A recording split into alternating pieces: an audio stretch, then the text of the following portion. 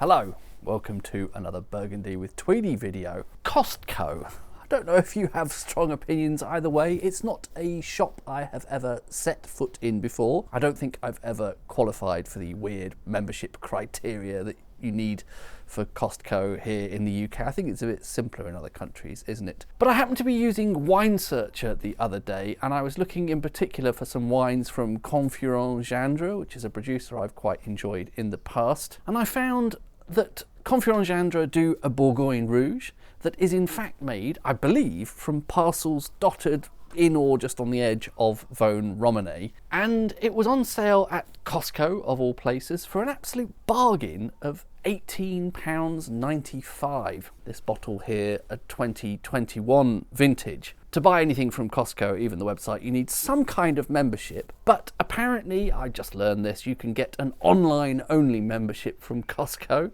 I dithered initially because that does mean paying a one-off fee or an annual one-off fee. If you want to renew it, it's a different issue, of about 40 quid, which would have put me off, but the prices there are really pretty keen. I don't think I could find this particular bottle, for example, anywhere under more like 25 to 30. £18.95 already sounded quite attractive. And when I looked around at the other bottles on offer at Costco, they in fact had a full run of 6 quite interesting, quite appealing different wines, all from Confuron Gindre. Gindre, probably mispronouncing that. Confuron Gindre, something like that. So I have 2 Bourgogne Rouges, 2 different vintages, 2 Nuits Saint-Georges and 2 Vosne Romanées. All of those all early this week. They arrived not much over 24 hours. I think I put the order in early Tuesday morning or Wednesday morning and they came just over 24 hours later. It also seemed to include free delivery on at least these items. I don't know if that's true for everything from there. I'd normally pay 15 quid just for delivery on a case of 6. I've paid 40 quid for that membership fee. But I think overall, for that case of 6 wines, the price I paid with the quite low Costco prices came in at less than I would pay if I'd just bought those wines from any other wine merchant. So I think overall this has been a bargain, even if I never darken the online doors of Costco ever again. Particularly interested to try this one to start with. As I say, 2021 vintage of their Bourgogne Rouge, which I believe is actually parcels dotted around Vosne Romanée. Vosne Romanée being probably the single most expensive village in all of Burgundy. Typically village wines there start at more like 70. It's even more expensive than Gevrey-Chambertin. The vintages on offer were a little bit limited. They were all quite new. It was 2021s and 2022s. For something like a Bourgogne Rouge, it's probably sold to be drank relatively young. And 2021 is, it's getting on for 4 years ago now, isn't it, since these grapes came off the vines. So I'm hopeful this might be at least all right. The 2022s may be a bit young, but we'll see. What do we have then? A sort of medium-ish colour. Nice little bit of sheen on that.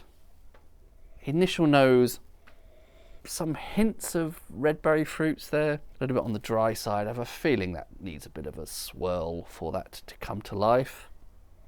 Okay, now I'm getting some, possibly a little bit of cherry character. I'm thinking particularly red cherries there. It's reminding me of sort of glossy red cherry skins and a bit more of that red berry fruit. Maybe plums, hint of plum possibly there. Yeah, something along those lines. Sort of stone fruit, berry fruit, all quite red, I think, and that kind of goes hand in hand with the colour. It's definitely not one of those very dark ones that I've been seeing a lot of recently. On the palate, I would say initially that's got a relatively smooth texture to it, relatively silky and relatively concentrated. Not extremely so on either of those. There's a little bit of a slightly warm tannic edge to that, but there is more of that, I think, cherry and red berry fruit character there on the palate. The acidity is quite nice.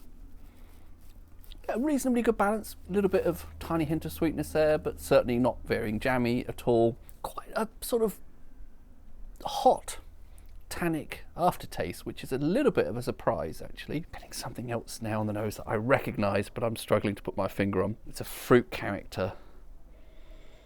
Berry fruit veering sort of raspberry-ish, possibly even a tiny hint of blueberry there. There's quite a fruit bowl on the nose. Again, quite a nice mouthfeel, It is a Bourgogne Rouge, after all. You know, expectations need to be set accordingly. Nothing about this is world-shatteringly amazing, but just about everything about it is decent and highly drinkable. And for a wine under £20, and I mean, perhaps if we factor in 1/6 of that £40 membership fee, we could call it £25, which still by Burgundy standards, let's face it, is cheap. I actually think that's pretty good at that sort of price point.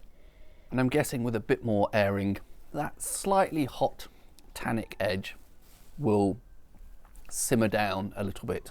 This will get sort of more, even more drinkable, more appealing. And the nose is interestingly evolving. For example, to compare that to the last wine I had, that Haute Côte Nuit, the other day, which was, you know, double the price if we ignore the membership fee. This is instantly more appealing than that. And this is more in the realms of the style of Burgundy that I like, and a pretty decent expression thereof. Not, as I say, not an outstanding one, but I wouldn't expect it to be outstanding at this price. But that is nice, and that I think is a good start. So more from this case to come. There will be some Vosne Romanées, some Louis Saint-Georges, possibly some of the other vintages I might save for a little bit, because the 2022s, I doubt they're ready yet, but we'll see. Good stuff. Cheers.